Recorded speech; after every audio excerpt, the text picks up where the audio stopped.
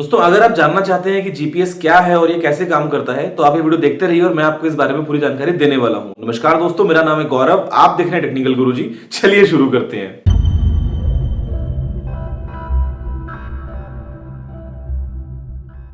दोस्तों जीपीएस का पूरा मतलब है ग्लोबल पोजिशनिंग सिस्टम। ये एक ऐसा सिस्टम है जिसकी मदद से एक आम यूजर अपने मोबाइल फोन, टैबलेट, लैपटॉप या नेविगेशन यूनिट की मदद से अपनी लोकेशन का बड़ी ही आसानी से पता लगा सकता है। ये शुरू हुआ था 1970 और 1980 के बीच में, जब यूएस एयरफोर्स ने कुछ जीपीएस सैटेलाइट्स लॉन्च की थी अपने आर्मी नेविगेशन पर्पज के लिए। लेकिन बाद में 1983 में जब रशिया ने एक सिविलियन एयरक्राफ्ट को मार गिराया नीचे, क्योंकि वो उसके एयर स्पेस में घुस गया था गलती से, यूएस सरकार ने यह फैसला किया कि जो जीपीएस है वो आम पब्लिक के लिए अवेलेबल करवाया जाएगा और एयरक्राफ्ट में भी इसको यूज किया जाएगा नेविगेशन के लिए। फिर 12 साल की कड़ी मेहनत के बाद में 1995 में पहली बार जीपीएस लॉन्च हुआ आम पब्लिक के लिए। लेकिन उस वक्त वो इतना एक्यूरेट नहीं था, उस वक्त वो सिर्फ एक अंदाजा लगाने के लिए था लोकेशन का। लेकिन फिर आगे चल के 2000 में जीपीएस को पूरी तरीके से पब्लिक के लिए लॉन्च कर दिया गया। उसके बाद में 2005 से 2015 के बीच यूएस एयरफोर्स करीब करीब 50 जीपीएस सैटेलाइट्स जो वो लॉन्च कर चुका है। और ऐसे में आज की डेट में जो जीपीएस टेक्नोलॉजी है वो काफी ज्यादा एडवांस्ड हो चुकी है और आपको आपकी लोकेशन का एकदम एक्यूरेट तरीके से पता बताने में सक्षम है। दोस्तों हम देखते हैं काम कैसे करता है। दोस्तों देखिए, अभी जितनी भी सैटेलाइट्स हैं जो इस वक्त धरती का चक्कर लगा रही हैं, जितनी भी जीपीएस सैटेलाइट्स हैं, उन सभी में एक एटॉमिक क्लॉक है। अब वो एटॉमिक क्लॉक क्या है? वो एक ऐसी घड़ी है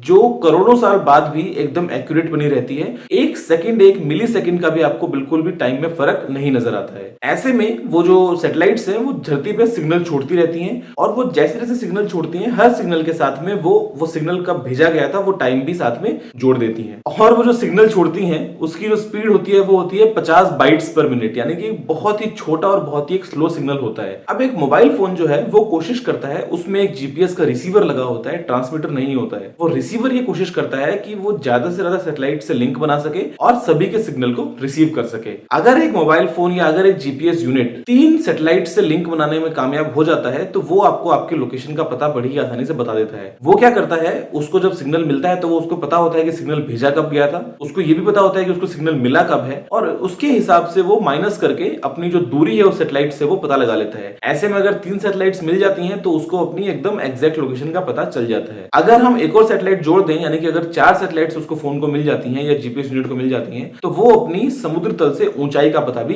लगा सकता है। अब दोस्तों ये तो बात थी कि जीपीएस काम कैसे करता है, लेकिन हम एग्जांपल लेते हैं कि जब आप नेविगेशन कर रहे हैं, जब आप एक जगह से दूसरी जगह पे जा रहे हैं, तो जीपीएस आपको रास्ता तो बता रहा है, लेकिन साथ ही साथ आपको मैप में दिखता है कि आपकी जो फोन की लोकेशन है वो भी वो बड़ी ही तेजी से सड़क के ऊपर उसी दिशा में चल रही है जिस दिशा में आप जा रहे हैं। ऐसे में आपके मोबाइल फोन की बैटरी की खपत बहुत ज्यादा होती है, क्योंकि आपका जो फोन है वो बार बार रिफ्रेश कर रहा होता है कि उसको नई से नई सैटेलाइट का जो डेटा है वो मिल सके, या अगर वो सैटेलाइट उसकी रेंज से बाहर हो गई है तो वो दूसरी सैटेलाइट को कैच कर सके और आपको आपके फोन की जो लोकेशन है, आपकी जो खुद की जो अपनी लोकेशन है, वो आपको स्क्रीन पे एकदम रियल टाइम में कोशिश कर सके दिखाने की, ताकि आपको पता चल सके कि आप किस दिशा में आगे जा रहे हैं। ऐसा करने से फोन की जो बैटरी है वो बहुत ज्यादा कंज्यूम होती है। अक्सर हमने देखा होगा नेविगेशन के अंदर फोन की बैटरी बहुत जल्दी खर्च हो जाती है, और जितना तेजी से आप गाड़ी चला रहे हैं उतनी ही तेजी से वो बैटरी भी खर्च होगी, क्योंकि आपका जो फोन है वो उतनी ही तेजी से रिफ्रेश करने की कोशिश करेगा ताकि आपको जल्दी से जल्दी वो एकदम एग्जैक्ट लोकेशन बता पाए। दोस्तों एजीपीएस, जिसको हम असिस्टेड जीपीएस भी कहते हैं, वो कुछ डेटा कंज्यूम करके आपको आपका जो लोकेशन का लॉक है वो काफी जल्दी प्रोवाइड करने की मदद करता है। वो कैसे काम करता है